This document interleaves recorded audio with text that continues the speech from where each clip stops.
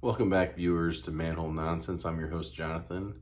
This second part of the NFL Awards Finalist is brought to you by the beer that's in the manhole refrigerator. It's full of a bunch of farm boy swill, as one of you called it. Anyway, we do not have any sponsors currently, but we are willing to take a couple on. Let me get you... if anybody knows anybody down there at Stag, just let them know that we are willing to take on a sponsor or two. So anyway, back to our picks. Offensive Rookie of the Year. CJ Stroud. That's all there is to it. There's nobody else. I mean, Puka Nacua did a great job. Bijan Robinson, Sam Laporta, Jamar Gibbs, CJ Stroud. They all did a phenomenal job in their own right. A franchise quarterback, rookie, leads one of the worst teams in the league to the playoffs. The new head coach, bunch of new players. I don't know. It's CJ Stroud. So Puka's definitely a runner-up, but CJ Stroud gets that award hands down. That's my pick, and I think that's what the voters would go for as well. Defensive Rookie of the Year. We've got Willie Anderson from the Texans, Jalen Carter from the Eagles, Joey Porter Jr. from the Steelers, and Kobe Turner from the Rams, Devin Witherspoon from the Seahawks. So Witherspoon and Porter Jr. are both corners. I don't think either one of these guys should be on the list, personally. I mean, cornerbacks, pass deflections, and interceptions. Well, each guy only had one pick. So I can tell you that Tyreek Stevenson, the rookie second-round pick for the Bears, had 4 interceptions and led the team in pass breakups. So why are these two guys on there? Well, they're a first-round pick. I believe Porter was the first pick. The first pick in the second round, I believe. So I don't know. I don't think the guy should be on there. But anyway, so that's besides the point. So you got Kobe Turner, 9 sacks, Jalen Carter, 6, Will Anderson, 7. I think it's easy to say that Kobe Turner deserves that award. Out of those 3, he's kind of the no-name guy. The other 2 were early first-round picks out of big programs. Will Anderson out of Alabama, Jalen Carter out of Georgia. But I think that award should go to Kobe Turner. I could see him giving it to Jalen Carter, but I think the voters will probably go with Kobe Turner. Next, we've got Comeback Player of the Year. We've got Joe Flacco with the Browns, Damar Hamlin with the Bills, Baker Mayfield, the Bucks, Matt Stafford with the Rams, and Tua, however you say his last name, Tagovailoa, with the Dolphins. So it's down for me, it's between Baker and Flacco. Baker played the whole season.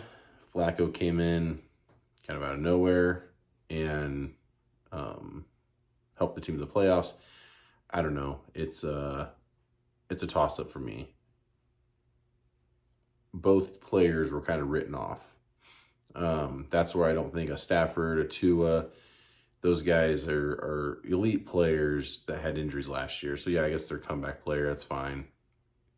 Damar Hamlin, he had the terrible cardiac arrest. I mean but he's not really a good player. So he's kind of on there as just like a token. The NFL wanted to throw out the token, so that's why he's on there. But Flacco or Baker,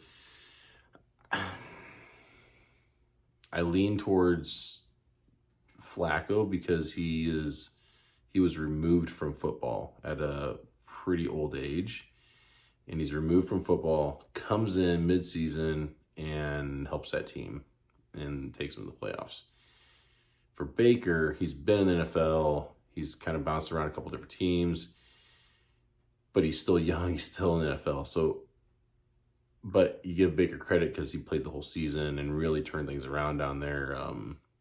So that's a tough one. I'm going to say Joe. I'm going to say old Joe Flacco is going to get it. I could easily see the league giving it to Baker. If it's anyone else on that list, the league has they have alternative motives, I would say. So, Coach of the Year, we got Dan Campbell with the Lions, John Harbaugh with the Ravens, D'Amico Ryans with the Texans, Kyle Shanahan with the Niners, Kevin Stefanski with the Browns. So, This one, to me, it's down to, you could easily narrow it down to 3 guys. John Harbaugh he's a good coach. Kyle Shanahan, good coach. They're perennial playoff teams.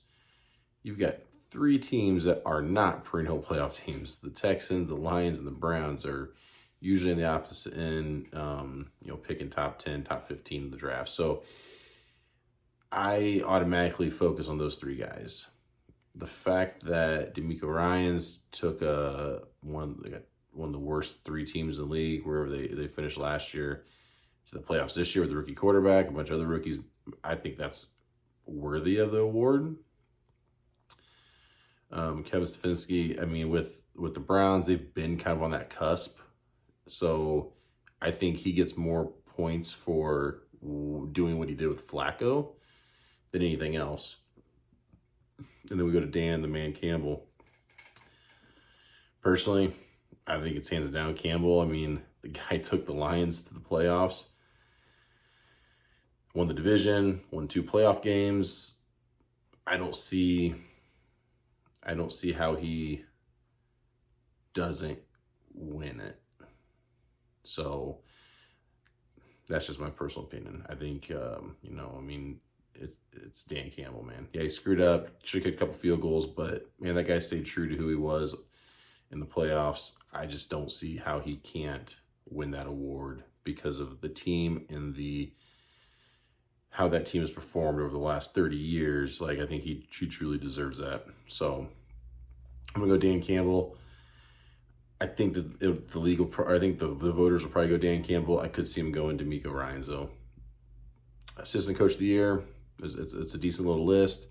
I'll just say this: Ben Johnson, Lions. That's all that matters. I mean, what he did with Jared Goff, that was cast off from the Rams. What he did with David Montgomery, kind of cast off from the Bears.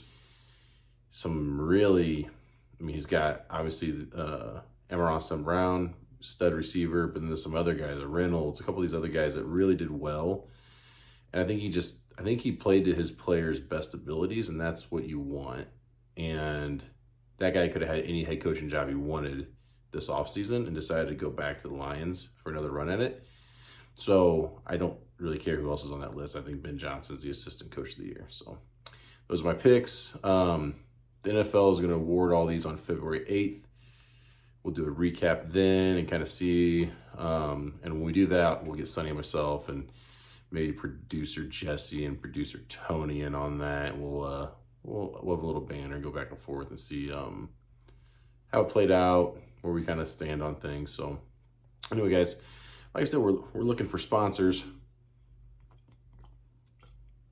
If you know anyone, send them our way, all right? You guys have a good evening. Like, subscribe, comment below, hit the bell. Thank you for checking in, guys.